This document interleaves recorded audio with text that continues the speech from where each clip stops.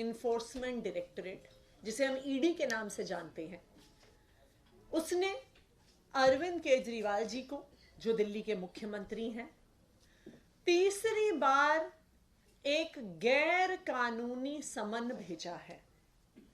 और गैर कानूनी समन में उन्होंने अरविंद केजरीवाल जी को ईडी के सामने पेश होने को कहा है। जब 2 बार समन आया तो अरविंद केजरीवाल जी ने स्पष्ट तौर पर कई सवाल पूछते हुए इन्फोर्समेंट डायरेक्टोरेट को चिट्ठी लिखी। उन्होंने पूछा कि मुझे किस आधार पे, किस बिना में, किस कैपेसिटी में बुलाया जा रहा है। क्या मुझे एक विटनेस के तौर पे बुलाया जा रहा है? क्या मुझे एक अक्यूज्ड के तौर पे बुलाया जा रहा है? क्या मुझे दिल्ली का मुख्यमंत्री होने के नाते बुलाया जा रहा है? क्या मुझे आम आदमी पार्टी का नेशनल कन्वीनर होने के नाते बुलाया जा रहा है?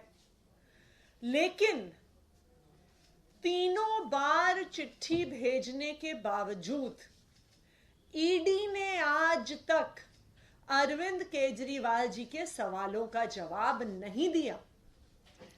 ईडी के अफसरों को भी पता है कि यह समन इल्लीगल है, गैर कानूनी है।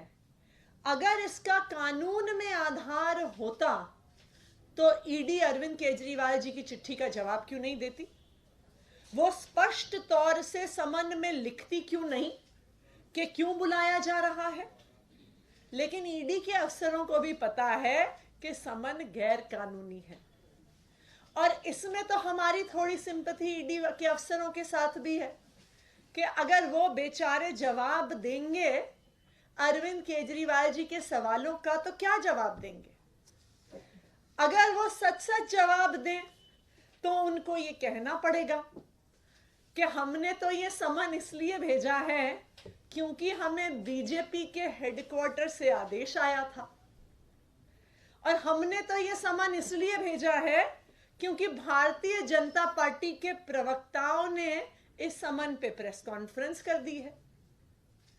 अगर ईडी के अफसरों को सच सच अरविंद केजरीवाल जी के सवालों का जवाब देना पड़ता तो उनको ये कहना पड़ता कि आज ईडी और सीबीआई मात्र एक राजनीतिक हथियार बन के रह गई है, जिसको विपक्ष के नेताओं पर इस्तेमाल किया जाता है। उनको ये कहना पड़ता कि सिर्फ इंडिया अलायंस के नेताओं पर छापे पड़ते हैं, उनको समन भेजे जाते हैं, उनको गिरफ्तार किया जाता है। लेकिन अगर कोई भी नेता भारतीय जनता पार्टी में आ जाए तो फिर ईडी के समन बंद हो जाते हैं, गिरफ्तारियां बंद हो जाती हैं, केस की फाइलें बंद हो जाती हैं, और ईडी कोर्ट में जाके बोलता है कि जी हम केस को बंद करना चाहते हैं।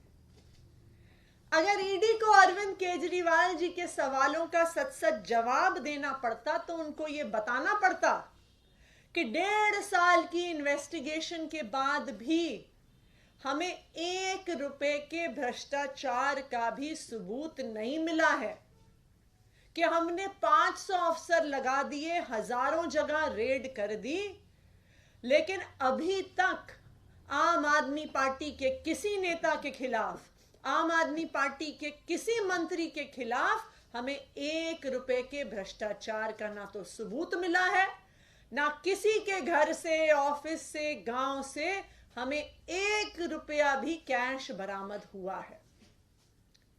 तो इसलिए स्वाभाविक बात है कि ईडी इतना सच बोल नहीं सकती है, उसके अफसर इतना सच बोल नहीं सकते हैं। इसीलिए ईडी अरविंद केजरीवाल जी के सवालों का जवाब नहीं दे रही है। उनको भी पता है कि ये जो समन भेजा गया है, ये जो अरविंद केजरीवाल जी को गिरफ्तार करने की साजिश है, ये सिर्फ और सिर्फ आने वाले लोकसभा चुनाव की वजह से है। लोकसभा चुनाव कुछ महीने में आने वाला है। सारे विपक्ष के दल इंडिया गठबंधन के तौर पे साथ आ रहे हैं। भारतीय जनता पार्टी शासित केंद्र सरकार को चैलेंज कर रहे हैं, और आज भारतीय जनता पार्टी ईडी और सीबीआई को इस्तेमाल करके अपने विपक्षियों को खत्म करना चाहती है। आज अगर आप देखिए, समन किसको आता है, गिरफ्तारी किसकी होती है, छापे किसके यहां पड़ते हैं, सिर्फ और सिर्फ विपक्ष के नेताओं के यहां।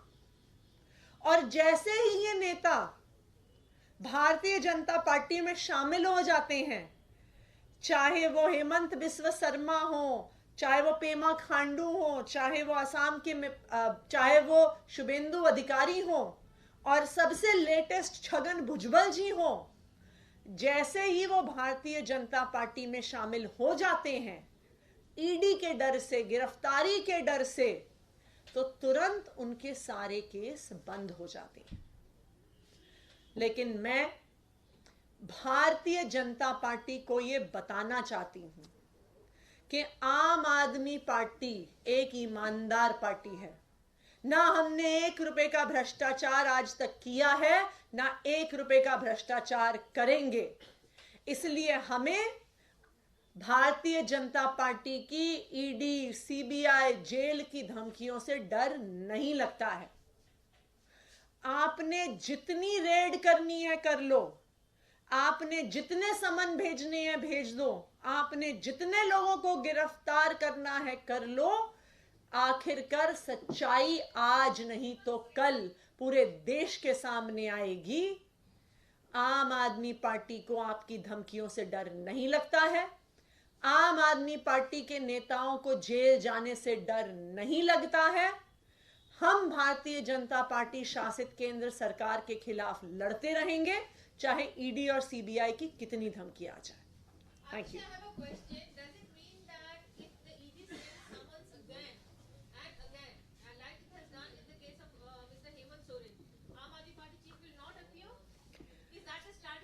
अरविंद केजरीवाल जी ने जो चिट्ठियां ईडी को लिखी हैं, उसमें बार बार कहा है कि सबसे पहले आप हमें यह बताइए आप हमें किस तौर पे बुला रहे हैं। अभी तक ईडी का कोई जवाब नहीं आया। दूसरी बात, उन्होंने ईडी को यह स्पष्ट तौर पे कहा है कि अगर आपके कोई भी सवाल हैं तो आप वो सवाल एक क्वेश्चनायर के फॉर्म में हमें भेज दीजिए, हम आपके सारे सवालों का जवाब दे देंगे। लेकिन आज तक ईडी ने एक भी क्वेश्चनायर अरविंद केजरीवाल जी को नहीं भेजा है। तो इसलिए यह बिल्कुल साफ है कि जो ईडी ये समन भेज रही है वो ना सिर्फ गैर कानूनी है, वो 100% राजनीति से प्रेरित है और विपक्ष को खत्म करने की एक साजिश है। Ma'am, there seems to be inconsistency, dichotomy in the stand of Aam Aadmi Party. On one hand, you say we want to cooperate with the ED in excise policy case. On the other side, you're constantly maintaining a stance that you are going to skip it, the summons. हमने बहुत स्पष्ट तौर पे कहा है कि ED का कोई भी सवाल है तो अरविंद केजरीवाल जी को एक क्वेश्चनेयर के तौर पे भेजा जाए। लेकिन ऐसा क्या सवाल है जो वो कागज पे लिख के नहीं भेज सकते? ऐसा क्या सवाल है जिसके लिए उनको अरविंद केजरीवाल जी को समन ही करना है, उनको ईडी के ऑफिस ही बुलाना है?